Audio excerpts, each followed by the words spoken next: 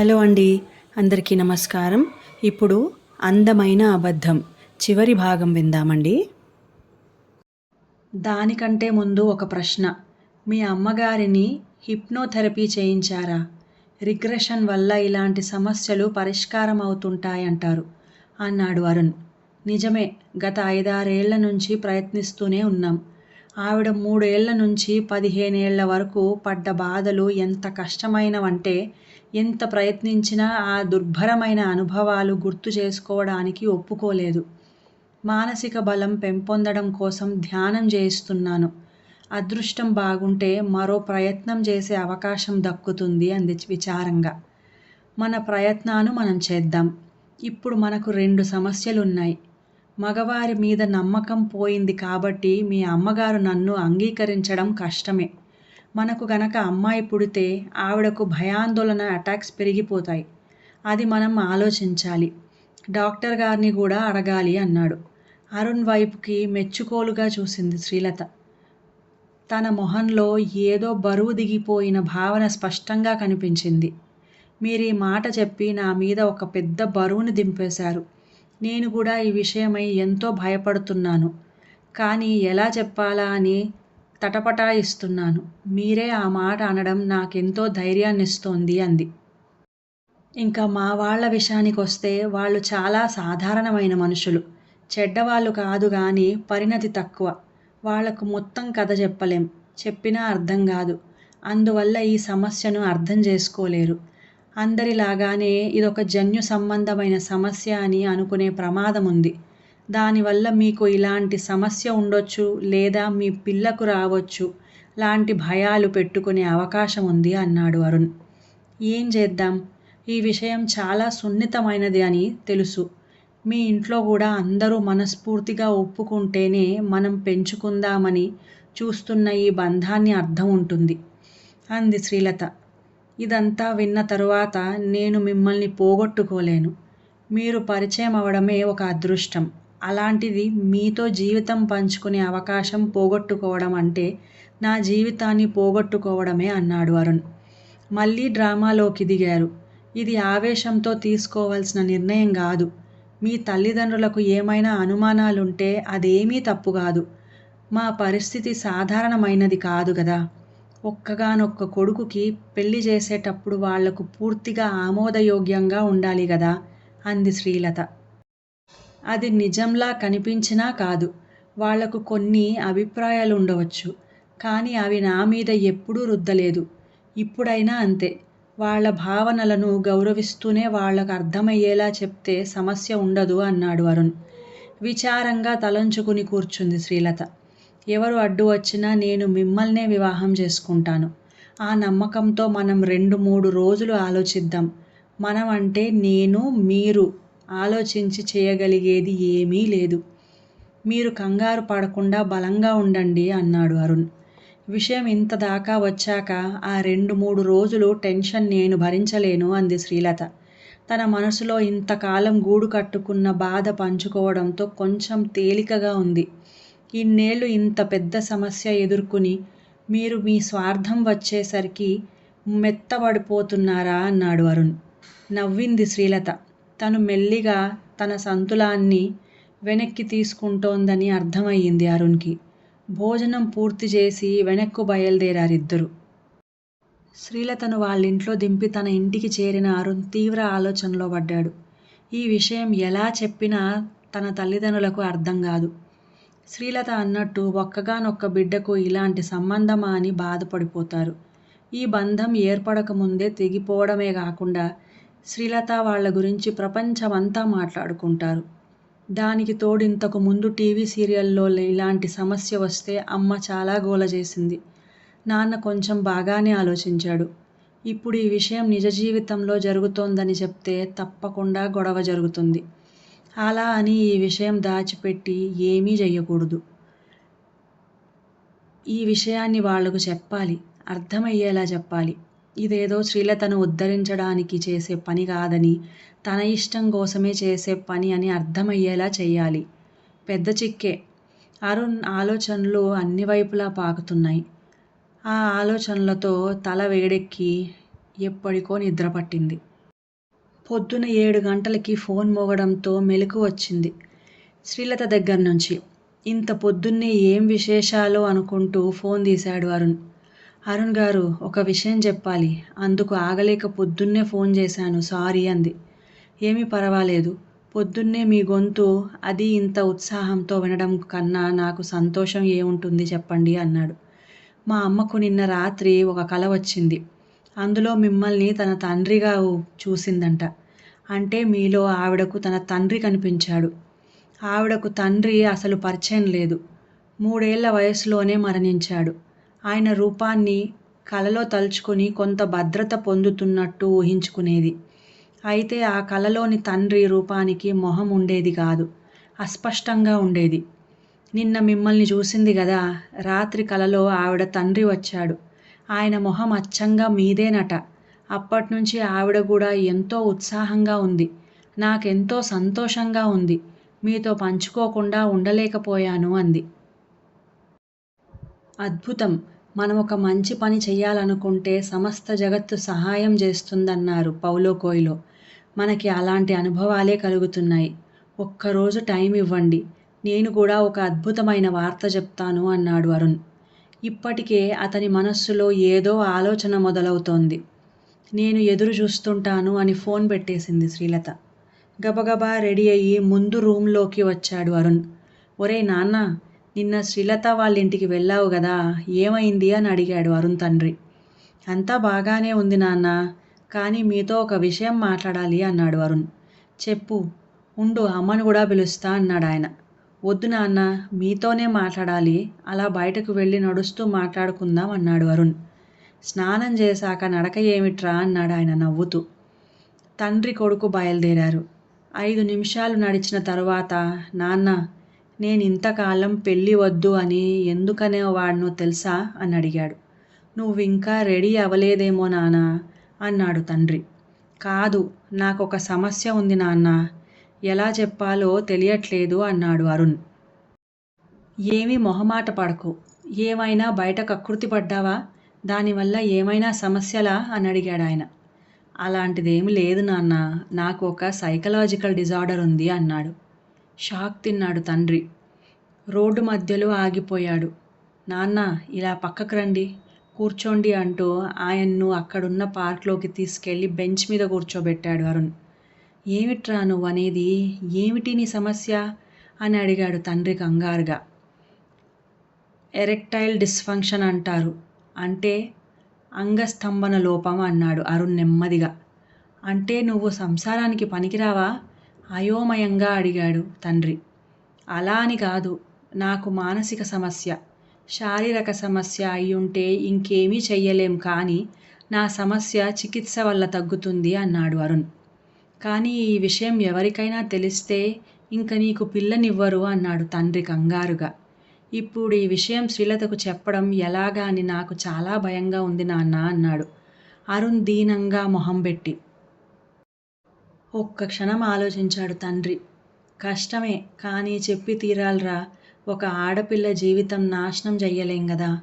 ముందు మనం ఒక డాక్టర్ని చూసి దీనికి చికిత్స ప్రారంభించాలి అన్నాడు తండ్రి. గత నెల రోజుల నుంచి నేను మందులేసుకుంటున్నాను నాన్న. మీకు చెప్పలేక దాచాను. ఇప్పుడు ఈ పరిస్థితుల్లో చెప్పకపోవడం ఇటు మిమ్మల్ని, అటు శ్రీలతను, తన కుటుంబాన్ని మోసం చేసినట్టు అవుతుంది కదా. అందుకే బయటపెట్టాను అన్నాడు అరుణ్. తండ్రి మొహం పాలిపోయింది. మాట్లాడకుండా వడివడిగా అడుగులు వేస్తూ ఇంటికి చేరాడు. ఆయనతో బాటే అరుణ్ కూడా వచ్చాడు. ఇద్దరూ గంభీరంగా ఉన్నారు. పొద్దున్నే తండ్రి కొడుకు ఎక్కడికెళ్ళారు? నాకు తెలియని రహస్యాలు మాట్లాడుకోవడానికా? వీడి పెళ్ళయి నా కోడల్ని రానివ్వండి, మేం కూడా రహస్యాలు మాట్లాడుకుంటాం అంది అరుణ్ తల్లి నవ్వుతూ. అరుణ్ తండ్రికి ఎలా స్పందించాలో అర్థం కాలేదు. ఒక వెర్రి నవ్వు పడేసి లోపలికి వెళ్ళిపోయాడు. అరుణ్ తన రూంలోకి వెళ్ళి ఆఫీస్ డ్రెస్ వేసుకుని ల్యాప్టాప్ తీసుకుని ఆఫీస్కి బయలుదేరాడు. టిఫిన్ ఇంకా రెడీ అవలేదురా, 10 నిమిషాలు ఆగు అంది అరుణ్ తల్లి. టైం లేదమ్మా, ఆఫీస్లో తినేస్తాన్లే అంటూ ఆఫీస్కి బయలుదేరేశాడు. అరుణ్ తండ్రికి ఏం చెయ్యాలో అర్థం కాలేదు. ఈ విషయం భార్యకు చెప్పడం ఎలా అని చాలాసేపు మదనపడ్డాడు. చివరకు గుండె గట్టి చేసుకుని భార్యను పిలిచి విషయం చెప్పాడు. ముందులో ఆవిడ నమ్మలేదు. ఏదో జోక్ అనుకుంది. భర్త మరీ మరీ చెప్పిన మీదట నమ్మాల్సొచ్చింది. ఈ విషయం అర్థం కాగానే ఆవిడ కూలబడిపోయింది. ఇదేం కర్మమండి, ఎక్కడా వినలేదు కనలేదు, మనం ఏం పాపం చేసుకున్నామని ఈ సమస్య అంటూ విలవిల్లాడింది. ఇద్దరూ సాయంత్రం వరకు విచారంగా గడిపారు. సాయంత్రం అరుణ్ ఆఫీస్ నుంచి వచ్చాక మళ్ళీ సంభాషణ ప్రారంభమయ్యింది. నువ్వు ప్రేమ పెళ్ళి అని ఉత్సాహం చూపించకపోతే నీకేమైనా సమస్య ఉందా అని ఆలోచించకుండా నీ మీద ఒత్తిడి తెచ్చేదాన్ని. ఇంత భారం ఎలా మోసావురా కన్నయ్య అంటూ బావురుమంది తల్లి. అందులో తప్పేమీ లేదమ్మా, నీకలాంటి ఆలోచనలు ఉండడం ఏమీ తప్పు కాదు అన్నాడు అరుణ్. ఒరే నాన్న, ఇప్పుడు 2 సమస్యలు, దీనికి ట్రీట్మెంట్ ఎంతకాలం పడుతుంది? ఈ విషయం చెప్పి శ్రీలత వాళ్ళని ఆగమంటే ఆగుతారా? మాకు శ్రీలత కాకుండా ఇంకొక అమ్మాయి కోడలుగా వద్దు అన్నాడు అరుణ్ తండ్రి. డాక్టర్ గారిని కలిశాను. 15 వారాలు మందు తిని 3 వారాలకొకసారి హిప్నోథెరపీ తీసుకుంటే దాదాపు పూర్తిగా నయమైపోతుందన్నాడు. కానీ ఈ విషయం చెప్తే శ్రీలత ఎలా స్పందిస్తుందో, ఆగుతుందో లేదో అన్నాడు భయంగా. రాత్రంతా తల్లి తండ్రి బాధపడుతూ గడిపారు. వాళ్ళ బాధ చూసి అరుణ్ కూడా చాలా బాధపడ్డాడు. వాళ్ళెంతో కలలుగన్న తన పెళ్ళిని ఇలాంటి పరిస్థితులలో పడేయడం అతనికి ఏమీ బాగా అనిపించలేదు. తర్వాత రోజు పొద్దున్న అరుణ్ తొందరగా రెడీ అయ్యి ముందు గదిలోకి వచ్చాడు. మీరు కంగారు పడకండి, నేనివాళ సెలవు పెట్టాను. శ్రీలతను కూడా సెలవు పెట్టమన్నాను. ఏం జరిగితే అది జరుగుతుంది. నేను శ్రీలతకు అంతా చెప్పేస్తాను. తను అర్థం చేసుకుని ఒప్పుకుంటే మంచిదే, లేకపోతే మన దురదృష్టం అన్నాడు. నేనలా సరిపెట్టుకోలేకపోతున్నాన్రా. ఆ పిల్ల నా కోడలు కాదు, కూతురు. తనను ఎలా వదులుకుంటాను అంటూ బాధపడింది తల్లి. ఊరుకో గాయత్రి, వాడు చెప్పేది నిజం. ఒకవేళ తను ఒప్పుకోకపోతే మనం ఆ పిల్లకు మంచి సంబంధం చూసి పెళ్లి చేద్దాం అన్నాడు తండ్రి. గట్టిగా నిట్టూర్చి బయలుదేరాడు అరుణ్. శ్రీలతను వాళ్ళ ఇంటి దగ్గర పికప్ చేసుకున్నాడు. ఇద్దరూ మళ్ళీ ఆ బీచ్ రెస్టారెంట్కు వెళ్ళారు. చెట్టు కింద టేబుల్ మీద కూర్చుని కాఫీ ఆర్డర్ చేశారు. శ్రీలత గారు, నేనొక తప్పు చేశాను. మీకు చెప్పకుండా ఒక విషయం దాచాను. అదిప్పుడు మీకు చెప్పాలి అన్నాడు. ఏమిటన్నట్టు చూసింది శ్రీలత. నాకు ఒక సైకలాజికల్ డిస్ఫంక్షన్ ఉంది, మీకు చెప్పలేదు అన్నాడు అరుణ్. షాక్ అయ్యింది శ్రీలత. మీరు అంత భయంకరమైన విషయాలు చెప్పాక నా సమస్య మీకు చెప్పుకోలేకపోయాను అన్నాడు. ఏమిటా సమస్య అని అడిగింది కంగారుగా శ్రీలత. ఎరెక్టైల్ డిస్ఫంక్షన్ అంటారు అన్నాడు అరుణ్. నివ్వెరపోయింది శ్రీలత. ఇప్పుడెలా అని అడిగింది. చికిత్స జరుగుతోంది, 15 వారాల్లో నయమైపోతుంది అన్నారు. మనం ఆ తర్వాత పెళ్లి చేసుకోవచ్చు అన్నాడు. శ్రీలత మొహం పాలిపోయింది. చాలాసేపు సముద్రం వైపుకు చూస్తూ నిశ్శబ్దంగా కూర్చుంది. ఈ కొత్త సమస్య లేపిన కల్లోలాలు ఆమె మొహంలో కనిపిస్తున్నాయి. ఆమెనే శ్రద్ధగా చూస్తూ కూర్చున్నాడు అరుణ్. కొంతసేపు తర్వాత అరుణ్ వైపుకి తిరిగింది శ్రీలత. చిన్నగా నవ్వింది. సరే, ఇందులో మీ తప్పు ఏమీ లేదు కదా, నాకు అభ్యంతరం లేదు. మనం ఈ చికిత్స అంతా జరిగే వరకు ఆగొద్దు. ఎంత తొందరగా కుదిరితే అంత తొందరగా పెళ్లి చేసుకుందాం. ఈ విషయం కోసం నేను మిమ్మల్ని పోగొట్టుకోలేను అంది శ్రీలత. బాగా ఆలోచించుకోండి శ్రీలత గారు, ఇది చాలా ముఖ్యమైన నిర్ణయం. మళ్ళీ వెనక్కు తీసుకోలేం అన్నాడు అరుణ్. నా సమస్య ఇంతకంటే పెద్దది. మా అమ్మ నేను పుట్టక ముందు నుంచి సైకియాట్రిక్ పేషెంట్. మీరైనా నన్ను పెళ్లి చేసుకోవడానికి ఒప్పుకున్నారు. ఇది చిన్న విషయం మాత్రమే కాదు, తొందరగా నయమైపోయే సమస్య. దీని గురించి మనం పెద్ద చర్చలు ఏమీ పెట్టవద్దు అంది శ్రీలత. ఇది గనక నయం కాకపోతే మనకు పిల్లలు ఉండకపోవచ్చు, పర్వాలేదా అని అడిగాడు అరుణ్. ఇప్పుడు ఎన్నో రకాల పద్ధతులు వచ్చాయి, అవేమీ కాకపోతే ఎవరినైనా పెంచుకుందామంది శ్రీలత. సరే, నేను మా తల్లిదండ్రులను తీసుకుని రేపు మీ ఇంటికి వస్తాను. తర్వాత ఏం చేద్దామో మాట్లాడడానికి అన్నాడు అరుణ్. నేను ఎదురు చూస్తుంటాను, కానీ ఒక్క షరతు. ఈ విషయం ఎత్తొద్దు. మా అమ్మ ఎలా స్పందిస్తుందో తెలియదు, ఎందుకైనా మంచిది అంది శ్రీలత ఆలోచిస్తూ. ఇంటికి చేరిన అరుణ్ తల్లిదండ్రులను పిలిచాడు. నేను ఈ విషయమంతా శ్రీలతతో చెప్పేశాను. తను అయినా కూడా పెళ్లి చేసుకోవడానికి ఒప్పుకుంది అన్నాడు. సంతోషంతో ఏడ్చేసింది అరుణ్ తల్లి. తండ్రికి కూడా కళ్ళల్లోంచి నీళ్ళొచ్చాయి. తనకు విషయం అర్థమయ్యిందా అని అడిగింది తల్లి. అయ్యింది. శ్రీలతకు మానసిక సమస్యల గురించి తెలుసు. వాళ్ళ అమ్మగారికి అప్పుడప్పుడు భయాందోళనల అటాక్స్ వస్తాయి అంటే కంగారుతో కాళ్ళు చేతులు ఆడకపోవటం. దానికి మందులు తీసుకుంటున్నారు అన్నాడు అరుణ్. అది వంశపారంపర్య సమస్య కాదు గదా. శ్రీలతకు లేకపోయినా పిల్లలకు రావచ్చు అన్నాడు అరుణ్ తండ్రి. మీరూరుకోండి. అలాంటి సమస్యలు చిన్నతనంలో ఆందోళనకు గురవ్వడం వల్ల వస్తాయి. శ్రీలత వాళ్ళ అమ్మ 3 ఏళ్ల వయసులో తల్లిదండ్రులను పోగొట్టుకుంది. ఎన్నో చూసుంటుంది. అది తన తరువాత తరాలకు రాదు అంది అరుణ్ తల్లి కోపంగా. అది నిజమేలే అన్నాడు అరుణ్ తండ్రి. ఒరేయ్ కన్నా, అది చాలా చిన్న సమస్య. ఒకసారి శ్రీలత నా కోడలయ్యాక ఆమె తల్లి కూడా ఈ కుటుంబంలో మనిషే. ఒకవేళ ఆవిడకున్న వ్యాధి వల్ల కొన్ని చిన్న చిన్న సమస్యలొస్తే సర్దుకుపోదాం. నీది చాలా పెద్ద సమస్య అయినా తను పెద్ద మనసు చేసుకుని ఒప్పుకుంది అంది తల్లి. మర్నాడు అందరూ కలిసి శ్రీలత ఇంటికి వెళ్ళారు. శ్రీలత తల్లి సంతోషంగా కనిపించింది. ఆవిడ కళ్ళల్లో నిరాశ, విచారం కొంచెం తగ్గాయి. చక్కగా నవ్వుతోంది. భర్తతో కూడా మాట్లాడుతోంది. అరుణ్ని చూడగానే ఆవిడ పట్టరాని సంతోషంతో చేతులు పట్టుకుని, నాన్న ఎంత మంచి పని చేస్తున్నావు అంటూ ఊపేసింది. ఆవిడ ప్రేమను చూసి అరుణ్ తల్లి తండ్రి ఎంతో సంతోషించారు. వాళ్లకు శ్రీలత తల్లికి వచ్చిన కల గురించి ఏమీ చెప్పలేదు అరుణ్. అందువల్ల ఆవిడ భావాలన్నీ అల్లుడి గురించే అని, అల్లుడిని కొడుకులా ప్రేమిస్తోందని అనుకున్నారు. శ్రీలత తండ్రి కూడా అరుణ్తో చాలా బాగా మాట్లాడాడు. మధ్యలో పక్కకు తీసుకెళ్ళి అరుణ్కి థ్యాంక్స్ చెప్పాడు కూడా.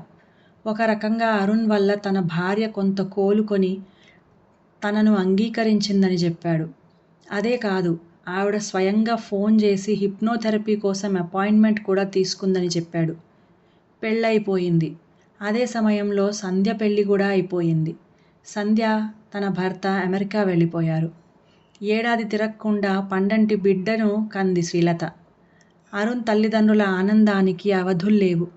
కొడుకు జీవితం ఏమైపోతుందో అని భయపడుతున్న వాళ్లకు మనవడు ఎంతో సంతోషాన్నిచ్చాడు. దెబ్బకు దెయ్యం భయపడుతుంది, పెళ్ళైతే ఎలాంటి రోగమైనా కుదురుతుంది అంటుండేది అరుణ్ తల్లి అందరితోనూ. తన తల్లిదండ్రులను శ్రీలత తల్లి సమస్య నుంచి దూరం తీసుకెళ్లడానికి తానొక పెద్ద సమస్యను సృష్టించానని అరుణ్ ఎవరికీ ఎప్పుడూ చెప్పలేదు. శ్రీలతకు అర్థమైనా ఊరుకుందేమో, అరుణ్కి తెలియదు. ఇంకా కథ సమాప్తం. ఈ కథ మీకు నచ్చినట్లయితే ప్లీజ్ లైక్ చేయండి, షేర్ చేయండి, మంచి కామెంట్ కూడా పెట్టండి. అలాగే నా సంగీతం ఛానల్ సాగరిక సంగీత మండలి ఛానల్ని కూడా సబ్స్క్రైబ్ చేసుకొని మంచి భక్తిరసమైన పాటల్ని వినండి. ఇంకా సెలవు.